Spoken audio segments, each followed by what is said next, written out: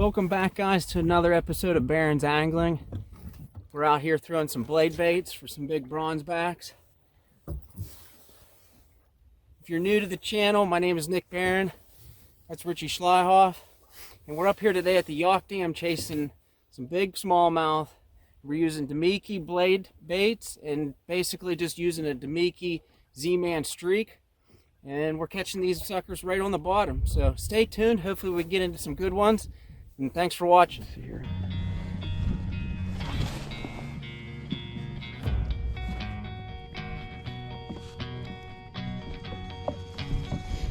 Try something a little different here. Why they don't want none of this fucking drop shot? I'm not interested. Oh.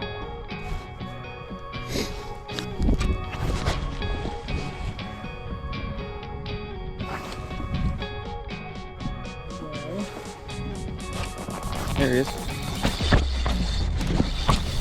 Yeah. Good smallmouth. Woo! That's it, baby! On a blade, baby. Dude, that was nice. Blade bait it is. He did first shot of the blade bait. Yeah, dropped it down, lifted up, whack. Nice fish. I'm gonna grab my drop shot. Get a picture for me here. Blade bait? Barely hooked, dude.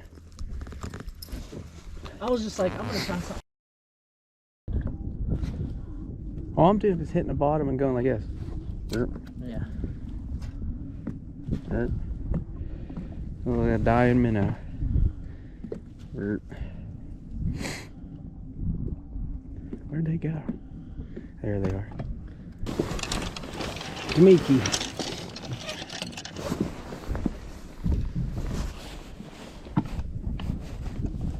Right there, look at him. He's killing. Anyway, let's in front of us about 30, 40, 50 feet. Net me, boy.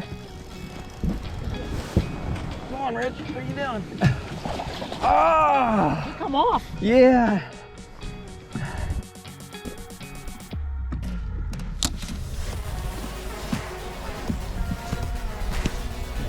See, two pallets. 2 pallets. You gotta What? stay around with 2 pallets. That's a good one. Oh, what is this thing? It's hooked on my damiki. Yes, it is. That's good. Yeah, pull your rod. Shit.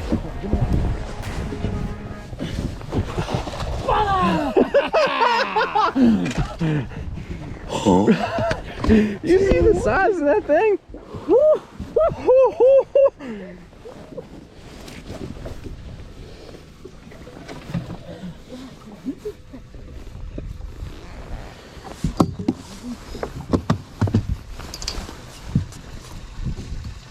Dude, look at that toad, Rich.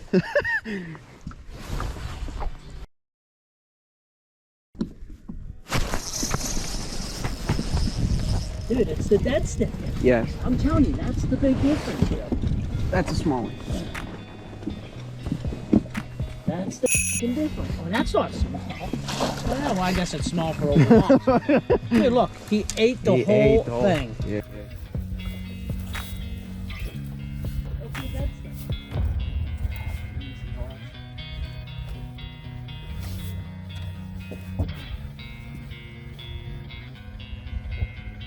He's eating my finger. Let go of my finger.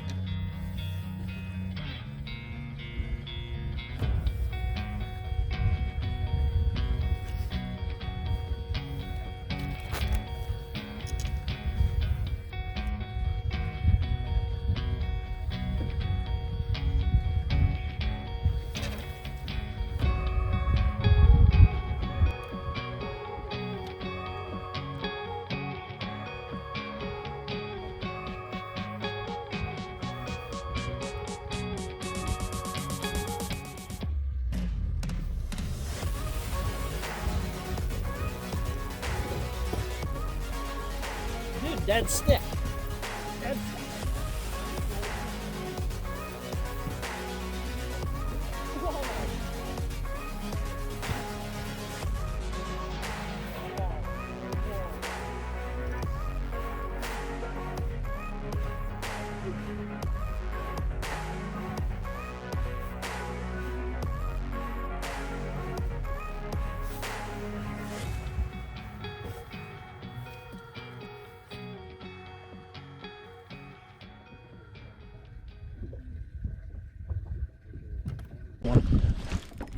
Yep.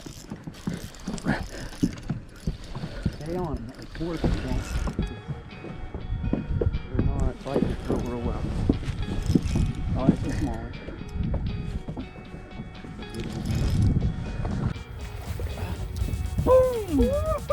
Boom! Look at a blade bait came. I told you you got a horse from here. Oh, you can set it down. I gotta put my rod down. Yeah. Okay. Oh, oh, oh.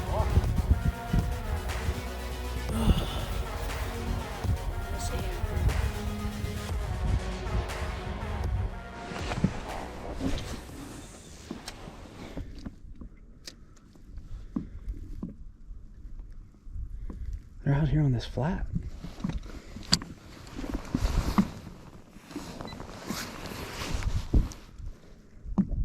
Right there, Rich, on this ledge. There it is. There it is. There you go. Hit record on my phone, Rich.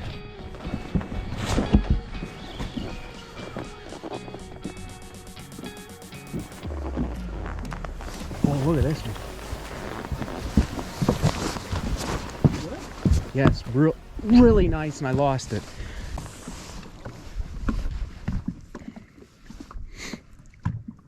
There they are. Right there, see them? I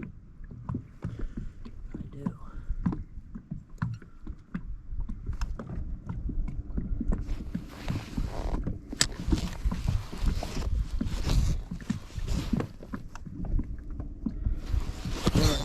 There you go. That's it. Alright, get up on the trolling motor and keep us on the... Oh, Rich!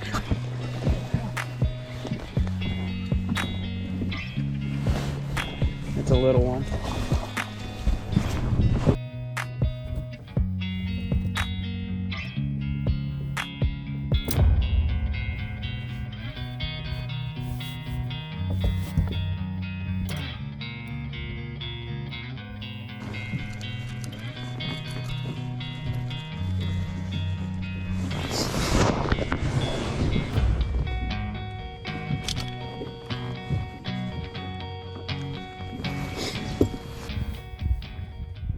Welcome, by the way.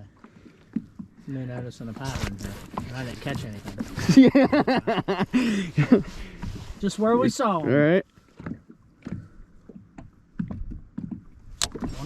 Get him. You cracked me up. Real. Dude, he's big, dude. He's a giant. Oh, yeah. Rich.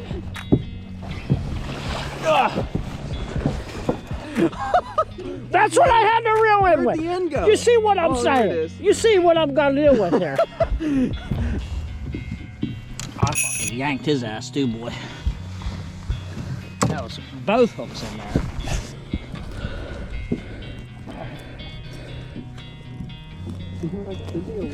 Just, yeah, exactly. Oh, come on. I get pliers here because I can't feel my fingers. No. Camera? It's good? No, the camera's not there. Here, let me get a I picture. see it. Dude, we need to get these. Dude, Dude, look at his tail. He's missing part of his tail. What the hell? hey, hey. You fucking Daddy Richie catching up, man. Look at that shit, dude. Christmas Santa's got a sack. That's what this video is going to be called. It's Operation Santa's got a sack. Dead stuff it. Did this. So you barely were fluttering. I was like this. barely fluttering. There's none of that. Rich!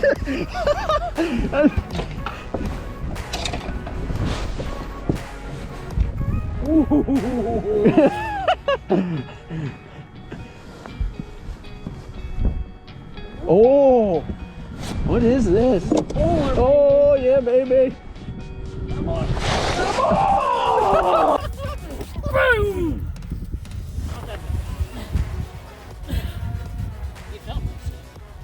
Look at your blade just come out. Get the bag over there.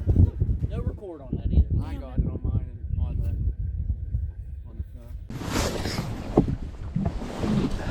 phone. You're killing me. I'm pulling a blade. I'm pulling a blade. What are you doing, dude? You can't stick with your damiki, No, dude. screw it. I'm going back to a blade. All I know is Daddy showed up a little late, but Daddy showed up a little late. Santa showed up a little late, but he come down the chimney today.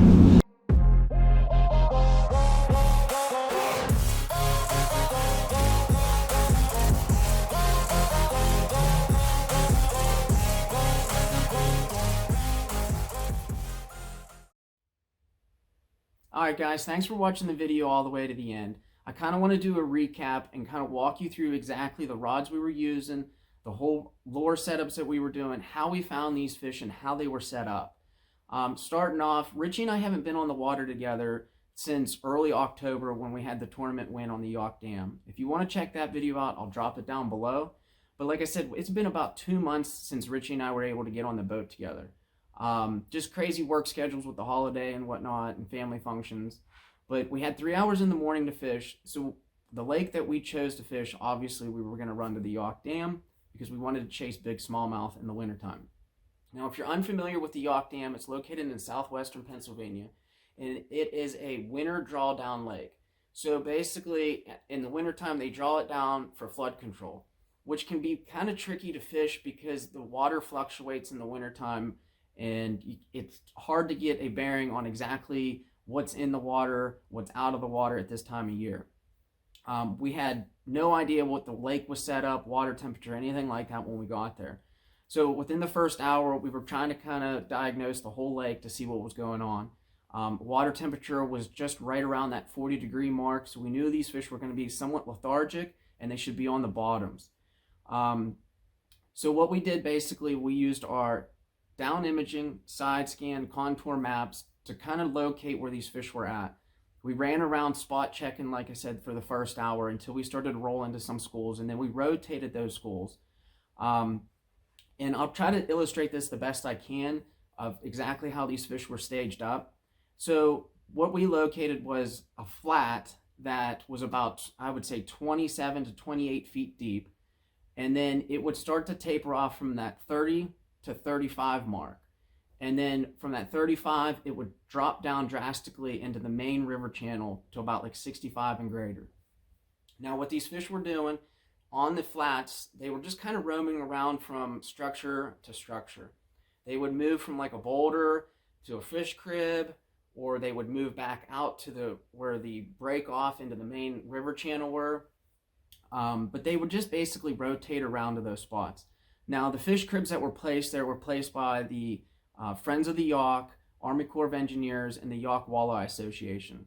So they were put there for winter habitat for the lake drawdown, and they definitely worked, because when we got up on them and we were using our side scan to locate those cribs, when we dropped the live scope down in the water, we could see these fish were just kind of roaming from structure to structure, and they were about maybe a foot off the bottom. Sometimes they would kind of disappear off your live scope, and it was because they would just go and rest on the bottom.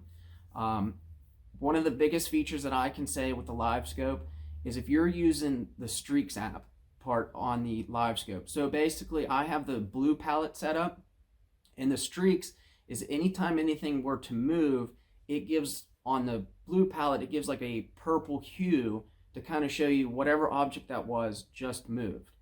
So it kind of can tip your eye pretty quick when these fish are lethargic and they're sitting on the bottom. The slightest movement that they make will kind of trigger your eye to make that precise cast.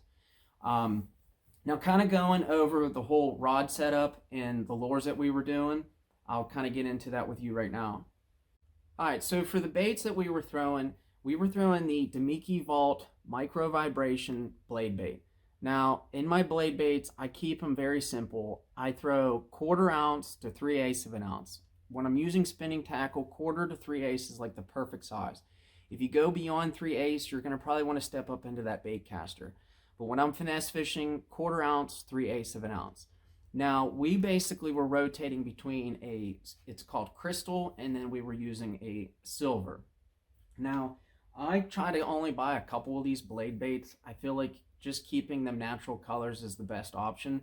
But with the silver, on this particular day that we were out fishing, you could tell in the video that it was overcast, there wasn't much light penetration, and I feel like a white bait at that time gives the fish a little bit more of a definition on that bait to key in on. You can see the outline of the bait a little bit better. So what I was doing, I was actually using whiteout. Any kind of multi-purpose correction liquid basically acts as a paint, and you can paint this on. It dries very fast. It doesn't come off in the water. The fish can abuse the lure, and it doesn't chip off. Now, if you want it to come off, all you have to do is just kind of scrape it with your thumbnail, and it'll come off. So what I was doing, I was throwing the silver, and if you look on the bait, you can kind of see I scratched some of it off, but for the most part, I had this covered in white, and I felt like it was giving the fish a little bit more of a target in that low light condition. Now, Richie was using silver, and he was doing just as well, so just kind of rotating those baits seemed to work really well.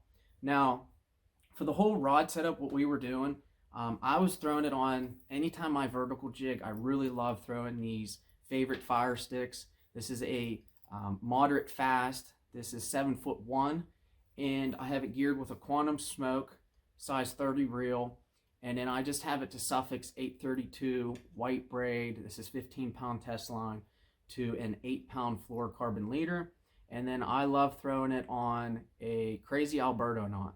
Now, I'll have a video down below if you want to check out how to tie that Crazy Alberto knot. When you're tying braid to a fluorocarbon leader, I've been using that knot for a long time, love it to death. And so if you want to check it out, it should be in the, I'll put it in the description down below. But anyways, so on the micro vibration jigs, you'll notice that they have, and I'll try to show you, they have 3 holes at the top of the bait. So we were primarily using that middle hole with the clevis, and here, see if you can see it a little better. You can use the front if you're vertical jigging. It kind of slows that bait vibration down just a little bit. It kind of keeps the vibration to a minimum. If you go to the middle mark, it kind of allows that bait to vibrate a little bit more. And then I primarily only use the back one if I'm fishing summertime. It really gets that vibration in that bait, and it kind of keeps that bait moving a little bit faster. But for the most part, like I was saying, we were using that middle hole for the Damiki blade baits. Now, I was also rotating between a Damiki rig using a V-Man streak. So I was throwing the Damiki rig with the Z-Man streaks on there. This is a VMC Moon Eye 1/4 ounce, and this is a Z-Man Streaks 3.75 in smelt color.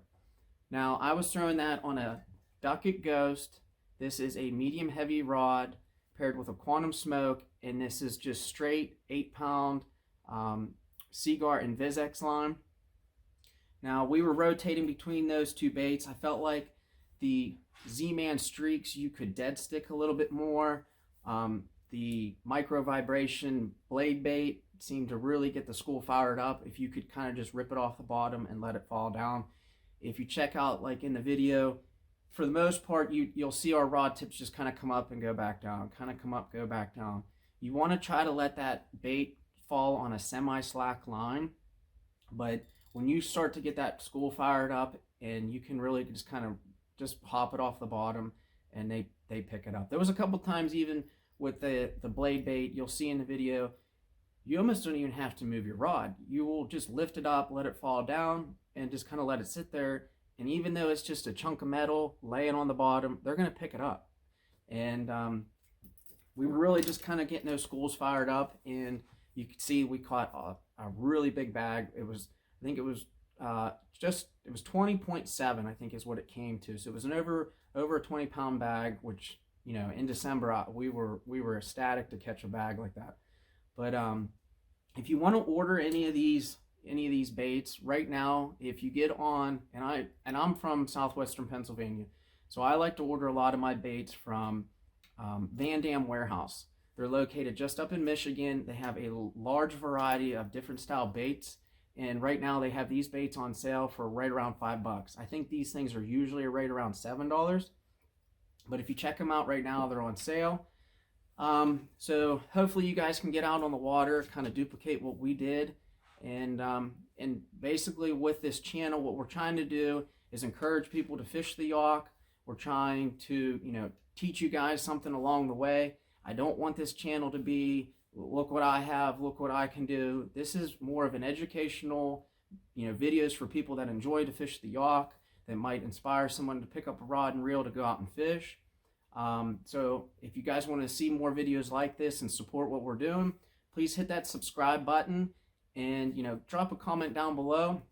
If you guys want to see in a future video how I have my Garmin Live Scope set up, drop a comment down below. If I get enough people that want to see it, I'll make a video on it. So thanks for watching the video, guys, and hopefully once the ice forms up, we'll be able to be back on the water and bring some more videos to you. Thanks for watching, guys.